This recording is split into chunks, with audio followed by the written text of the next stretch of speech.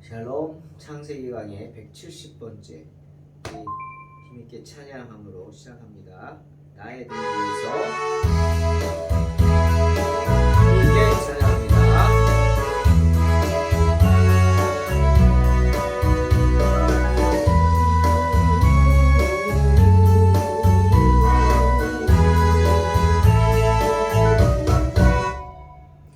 나의 등 뒤에서 나를 도우시는 주, 나의 인생길에서 지치고 고나여 내일처럼 주저앉고 싶을 때 나를 밀어주시네. 아멘.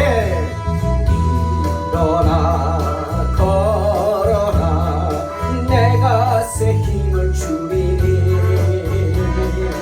일어나 너 걸어라, 내 너를 도우리. 나의 등 뒤에서 나를 도우시는 주, 평안한 길을 갈 때, 평안히 길을 갈 때 보이지 않아도 지치고 고나여 넘어질 때면 다가와 손 내미시네. 아멘. 일어나 걸어라, 내가 새 힘을 주리니. 일어나 너 걸어라, 내 너를 도우리. 네, 주님 도와주실 줄로 믿습니다. 주님의 선하신 인도하심을 믿습니다. 오늘도 주님의 은혜로 승리하시기를 주의 이름으로 축원합니다. 아멘. 나의 등 위에서, 나의 등 뒤에서 나를 도우시는 주, 때때로 뒤돌아보면, 때때로 뒤돌아보면 여전히 계신 주, 잔잔한 미소로 바라보시며 나를 재촉하시네. 일어나 걸어라, 일어나 걸어라, 내가 새 힘을 주리니. 승원아 일어나라, 일어나 너 걸어라, 내 너를 도우리. 아멘. 오늘도 승리를 주실 줄로 믿습니다. 창세기 강의 37장 23절로 30절 봉독합니다. 요셉이 형들에게 이르매 그의 형들이 요셉의 옷 곧 그가 입은 채색 옷을 벗기고 그를 잡아 구덩이에 던지니 그 구덩이는 빈 것이라 그 속에 물이 없었더라. 그들이 앉아 음식을 먹다가 눈을 들어 본즉 한 무리의 이스마엘 사람들이 길르앗에서 오는데 그 낙타들의 향품과 유향과 모략을 싣고 애굽으로 내려가는지라. 유다가 자기 형제에게 이르되 우리가 우리 동생을 죽이고 그의 피를 덮어둔들 무엇이 유익할까? 자, 그를 이스마엘 사람들에게 팔고 그에게 손을 대지 말자. 그는 우리 동생이요 우리 혈육이니라 하매 그의 형제들이 청종하였더라. 그때 미디안 사람 상인들이 지나가고 있는지라 형들이 요셉을 구덩이에서 끌어올리고 은 20에 그를 이스마엘 사람들에게 팔매 그 상인들이 요셉을 데리고 애굽으로 내려갔더라. 르우벤이 돌아와 구덩이에 이르러 본즉 거기 요셉이 있는지라 옷을 찢고 아우들에게로 되돌아와서 이르되 아이가 없도다. 나는 어디로 갈까? 아멘. 오늘 본문을 보면서 성경에서 말씀하시는 인생의 원리가 요셉을 통해 요셉 스스로가 후에 형제들에게 고백하는 하나님의 진리, 인생의 원리가 생각이 났습니다. 뭡니까? 바로 화가 변하여 마침내 복이 된다는 진리입니다. 이 진리는 성도들에게만 해당되는 것입니다. 믿음을 가진 성도들에게. 악이 승리하는 것 같습니다. 하지만 마침내 선이 승리하게 된다고 하는 진리입니다. 솔로몬 역시 우리에게 기억하라고 말한 위대한 진리 중 하나입니다. 하나님이 주관하시는 세상에 사는 우리 인생들에게 말씀하신 진리죠. 전도서 7장 13절로 15절. 하나님의 행하신 일을 보라. 하나님이 굳게 하신 것을 누가 능히 곧게 하겠느냐. 형통한 날에는 기뻐하고 곤고한 날에는 생각하라. 하나님이 이 두 가지를 병행하게 하사 사람으로 그 장래 일을 능히 헤아려 알지 못하게 하셨느니라. 내가 내 헛된 날에 이 모든 일을 본즉 자기의 의로운 중에서 멸망하는 의인이 있고 자기의 악행 중에서 장수하는 악인이 있으니. 솔로몬도 답답한 겁니다. 인생에 되어가는 모습들을 보고 뭡니까? 마치 악이 승리하는 것 같아요. 오늘 15절에서 말했죠? 의로운 사람이 멸망해요. 안 좋게 된단 말이에요. 하지만 악행을 행하는 사람이 장수합니다. 오래 살면서 세상의 복을 누리며 사는 것 같다는 거죠. 참 나도 이해할 수 없다 그 말입니다. 세상 살다 보니 별일이 다 있다. 다 겪게 된다. 그게 세상이다. 솔로몬 말합니다. 가장 이해 못하겠다. 뭐예요? 의인이 고통받는 거예요. 악인은 형통한 거예요. 의인들이 인생의 여러 가지 문제로 고난을 당하지만 악인들은 아무렇지도 않게 악을 밥 먹듯이 행하면서도 잘 산단 말입니다. 이걸 어떻게 해야 합니까? 하지만 솔로몬 그때마다 기억하라는 겁니다. 기억하라. 하나님이 행하시는 일을 우리가 어떻게 하겠냐는 거예요. 하나님이 굳게 하신 것을 우리가 어떻게 곧게 하겠냐. 즉 하나님의 주권에 맡기라는 겁니다. 그리고 우리는 형통하다면 기뻐하고 공고하다면 생각하라. 즉 하나님 앞에 엎드려 기도하라. 돌아보라. 하나님 주신 은혜다. 왜? 이 두 가지를 통해서 사람들의 교만한 마음을 꺾는 거죠.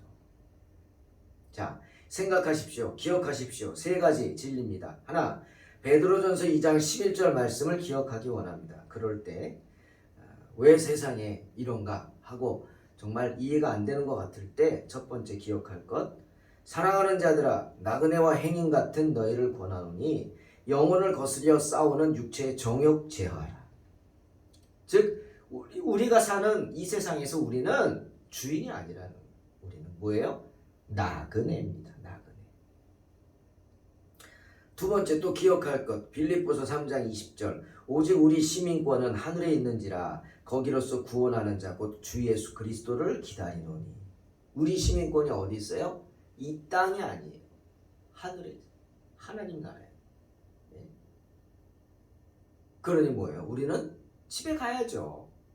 우리 집 본향, 영원한 본향, 하나님의 나라 가야 합니다. 하나님 나라 가기를 사모해야 돼요. 사랑하는 사람들, 우리 다 거기서 만나게 될 줄로 믿습니다. 믿음을 지키다 이 세상을 떠난 사람들 그곳에서 다 만나게 될 줄로 믿습니다. 기쁨으로 만나죠. 아파서 고통받던 모습 아니 치워버리십시오. 그곳에서 아름답게 변한 놀라운 모습으로 흰 옷을 입고 그런 모습으로 만나게 될 줄로 믿습니다. 세 번째 진리는 계시록 1장 7절. 볼지어다 구름을 타고 오시리라. 각인의 눈이 그를 보겠고 그를 찌른 자들도 볼 터이요 땅에 있는 모든 족속이 그를 인하여 애곡하리니 그러하리라. 아멘. 즉 주님께서 이 세상의 심판자로 이 땅에 재림하신다는 사실입니다. 아직 재림 안 하셨어요. 그러니 지 멋대로들 하는 겁니다. 예? 악을 밥 먹듯이 하는 겁니다. 등 따스고 배부르게 자기들만 사는 겁니다. 형통한 것 같죠? 아닙니다. 그들은 자기 구덩이를 파는 거죠. 때문에 솔로몬이 잠언 24장 1절에서 뭐라고요? 너는 악인의 형통을 부러워하지 말며 그와 함께 있기도 원하지 말라 한 것입니다. 형통한 날엔 기뻐하고 공고한 날에 생각하라 한 것입니다. 일이 잘 되거든 행복을 누리십시오. 다른 생각 말고 그 기쁨을 누립니다. 하지만 일이 틀려가거든 이 모든 게 하나님이 다 하시는 일인 줄 알고 너무 낙심치 말라는 겁니다. 예? 솔로몬이 하는 말이 뭔지 아시죠? 기쁠 때는 기뻐하라고요. 하지만 너무 기뻐하지 말라고. 예? 정신을 잃을 정도로 기뻐하지 마. 왜? 이내 이것 지나고 또 안 좋은 일이 올 것이기 때문에. 그게 인생이에요. 또 정말 너무 안 좋은 일이 있습니까? 너무 슬퍼하지도 말라는 거예요. 왜? 이 안 좋은 일이 지나면 곧 기쁜 일이, 이 안 좋은 일을 기억지 못할 기쁜 일이 올 것이기 때문에. 예수님도 말씀하셨죠. 해산하는 여인이 해산의 수고, 고통, 공포, 죽음의 공포죠. 애 낳다 죽으면 어떡하지? 아픔. 하지만 애를 낳고 나서 그 아이를 보는 순간 그 아픔은 기억도 나지 않는데요. 왜? 아이 난 기쁨 때문이죠. 그게 인생입니다. 하나님이 그렇게 행하시는 일인데 우리가 어떻게 막을 수 있겠느냐? 솔로몬은 한 가지 더 얘기합니다. 그런데 오늘 예언자 요셉이 당하는 일이 그렇습니다.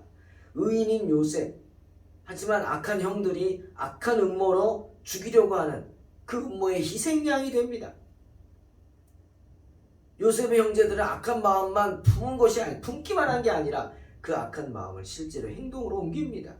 멀리서 자신을 찾아오는 요셉을 보고 멀리서부터 잡아 죽일 계획을 하고 만장일치로 동의하고 실행에 옮기죠.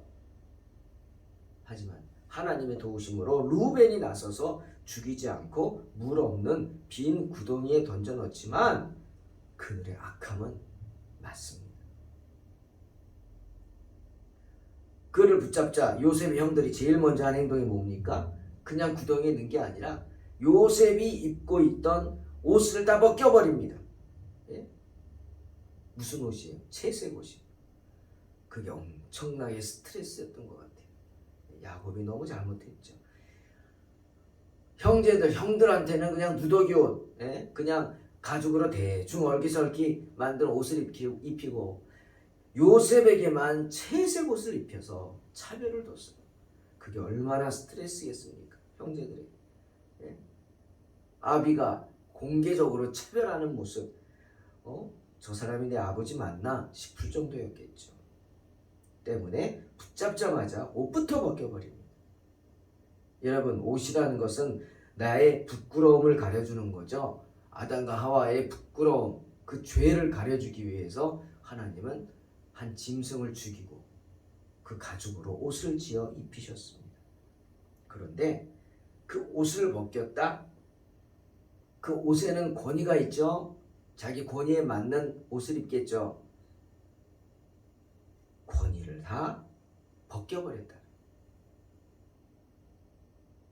그러니 얼마나 요셉이 창피하고 모멸감을 느꼈을까. 예수님이 로마 군병들에게 잡혔을 때 가장 먼저 당한 것이 뭡니까? 옷 벗김을 당한 거예요.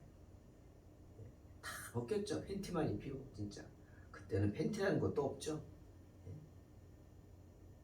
특히 겉옷, 그것을 뺏어서 자기들이 제비 뽑아 나눠갔습니다. 그것은 완전히 예수님의 권위를 땅에 떨어뜨리고 모멸감을 느끼게 하는 행동, 정말 치욕을 당하신 겁니다. 그런데 요셉도 그런 치욕을 당합니다. 르우벤의 말에 의해서 형제들은 그냥 굶어 죽으라고 깊은 빈 우덩이에 던져 넣었습니다. 잠언 27장 4절에 솔로몬이 말하죠. 부는 잔인하고 노는 창수 같거니와 투기 앞에야 누가 서리요. 서로 비록 어미가 다르다고 할지라도 동생인데 그들의 분노가 얼마나 컸으면 완전히 이성을 잃어버리게 만듭니다. 사랑하는 성도 여러분, 예수님을 믿는다고 해서 우리의 모든 일이 술술 잘 풀리는 건 아니죠. 그렇지 않습니다. 어떻게 보면 예수님을 믿으려고 하는 순간이 더 위험하죠. 비행기를 생각해 보세요. 비행기가 언제가 제일 위험합니까? 하늘을 나는 동안? 아닙니다.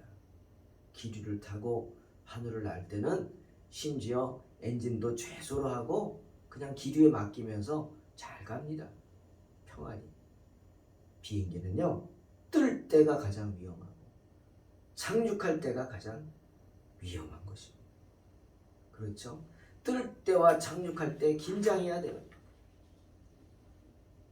우리 인생도 마찬가지. 살다 보면 참 많은 인생의 고비들이 있지만 예수 믿는다고 예외가 아니죠.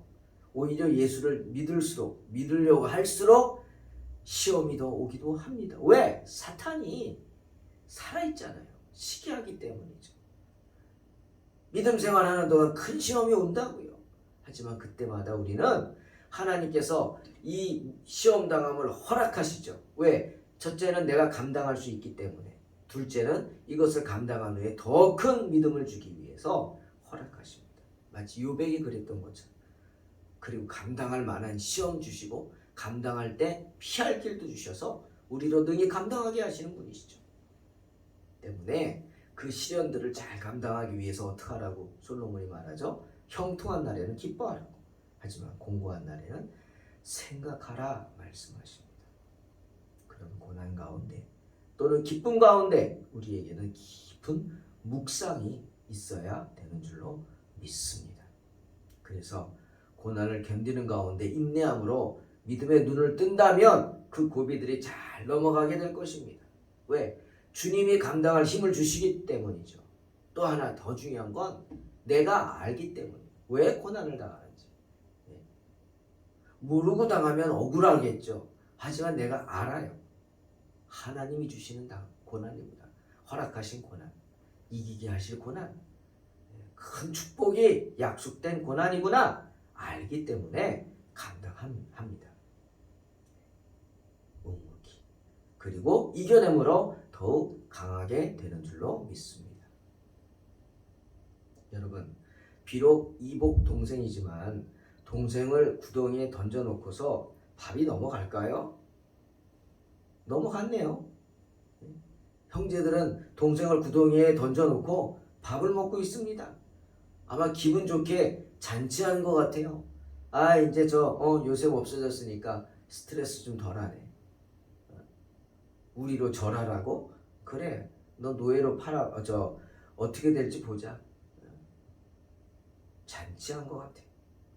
그때 유다가 멀리서 이스마엘 상인들이 지나가는 것을 봅니다. 그리고 제안을 하죠. 정신을 차린 거예요. 이제야 아무리 미워도 우리 동생인데 죽여서 되겠냐? 노예로 팔아버리자. 그에게 우리 손을 대지 말자. 합리적인 제안을 하죠. 이제 시간이 지나고 자기들의 그 분풀이 했잖아요. 요셉의 옷 다 벗겨버리고 구덩이에 쳐넣었잖아요. 흥분이 좀 가라앉았겠죠. 그제서야 생각하겠죠. 그래, 맞다. 유다의 말이 맞다. 동생인데. 여러분, 요셉의 형제들도 비록 악한 생각하고 또 온갖 비행들이 있지만 잔인하지만 그들도 약속의 자손입니다. 약속의 지파예요. 기억하세요. 그러니 흥분이 가라앉은 다음에는 후회했겠죠.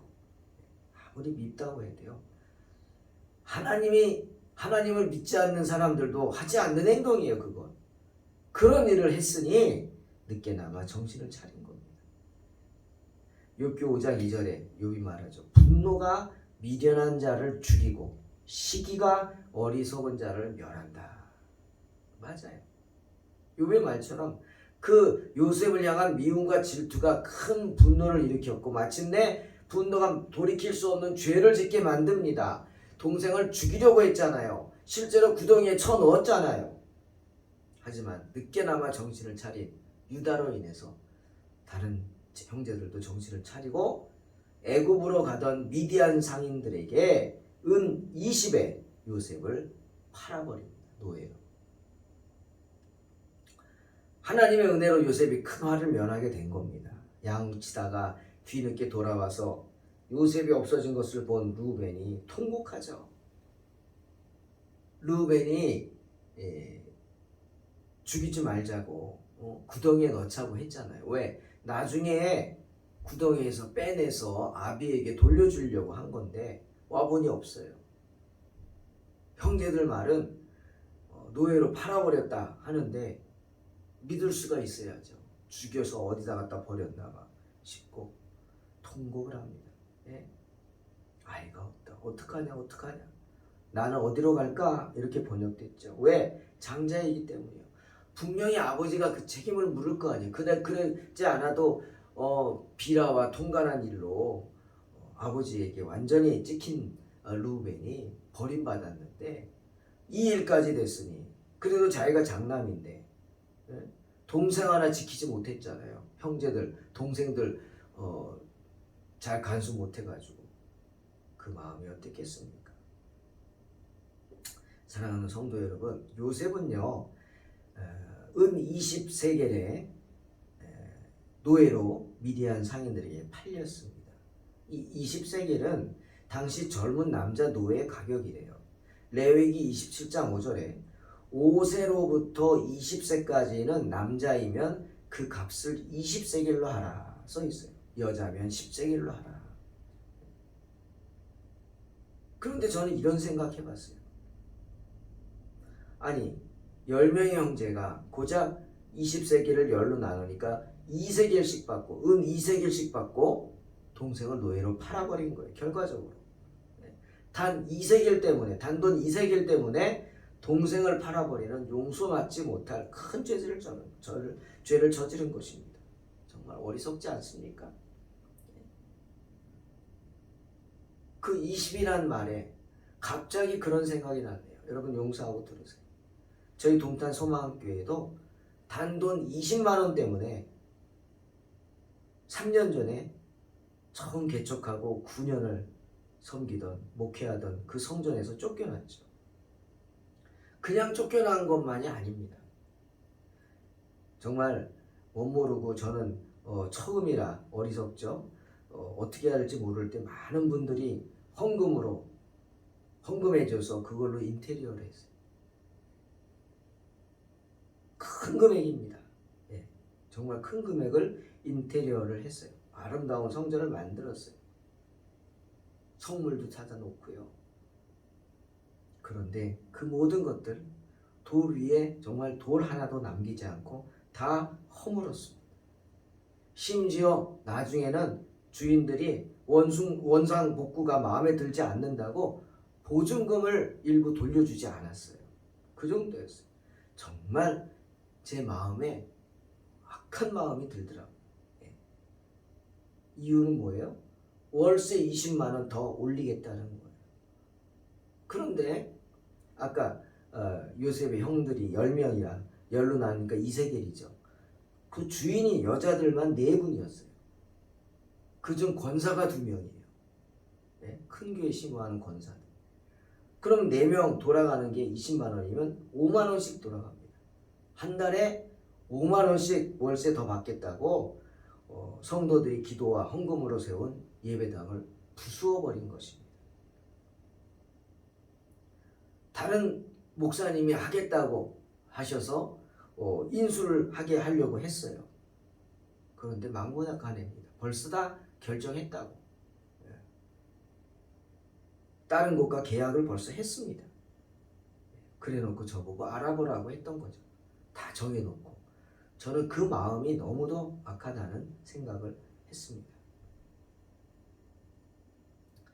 여러분, 큰 화입니다. 동탄 소망교회에도 큰 화였죠. 그 일로 저희 교세가 반으로 줄어버렸죠. 또 그 4명의 주인들에게도 큰 화가 될 것입니다. 하나님의 형전을 5만 원 때문에 허물었잖아요. 결과적으로 적은 이익 때문에 성전 부수어버린 거 아닙니까? 결코 마음 편치 않을 것입니다. 저희는 큰 화를 당했죠. 저도 너무 마음이 낙심돼서 힘들었습니다. 구덩이에 떨어진 요셉이 어땠을까? 그 마음이 생각이 납니다. 놀라운 꿈을 주셨는데 구덩이에 떨어져 죽게 됐습니다. 하나님 저에게 놀라운 개척 사명 주시고 꿈을 꾸게 하셨는데 쫓겨납니다. 다 잃고 또 얻을 돈도 없이 정말 낙심이죠. 화였습니다. 개인적으로도 화고 교회에도 화였죠. 하지만 3년이 지난 지금 어떻게 됐는지 모르지만 하나님의 은혜로 감사하게 그 화가 변하여 복이 되는 축복을 주신 줄로 믿습니다. 다 지금 힘을 내서 말씀을 전하며 양무리를 양육하기에 힘쓰고 있습니다. 저는 지금도 하나님이 어떻게 하실지 기도하면서 지켜보고 있습니다. 왜? 하나님은 결코 잠자코 계시지 않는 분인 줄로 믿기 때문입니다. 사랑하는 성도 여러분, 살면서 우리는 가끔 하나님이 계시면 왜 이런 일이 일어나지? 의심을 하게 됩니다. 그렇죠? 의구심 같죠? 하지만 하나님의 섭리는요, 하나님이 계획하신 대로 진행되고 있습니다. 그 중에도 가끔은 거꾸로 가고 있는 듯한 모습을 보이는 경우도 종종 있습니다. 하지만 끝이 아닙니다. 그러니 낙심하지 마시기 바랍니다. 오늘 요셉이 장차 겪게 될 이 화가 복이 되는 진리, 그 하나님의 진리가 언제나 우리에게 있다는 사실을 잊지 마시기 바랍니다. 우리 동탄 소망교회도 그리고 저 개인에게도 그 일들이 화가 복이 되는 역사로 이루어지게 될 줄로 믿습니다. 이런 놀라운 은혜가 있어지기를 주님의 이름으로 축원합니다. 아멘. 하나님 감사합니다. 우리가 인생의 진리를 다시 한번 생각합니다. 화가 변하여 복이 된다는 하나님의 자녀의 축복입니다. 하나님 정말 주님의 은혜 가운데 여기까지 왔고 주님의 은혜 가운데 이 자리에 섰음을 믿습니다. 주님 도와주셔서 언제나 주님의 은혜를 사모하며 화가 복이 되는 축복을 경험하는 복된 성도들이 되게 하여 주시기를 정말 예수님의 이름으로 기도하옵나이다. 아멘. 믿음으로 승리하시기 바랍니다.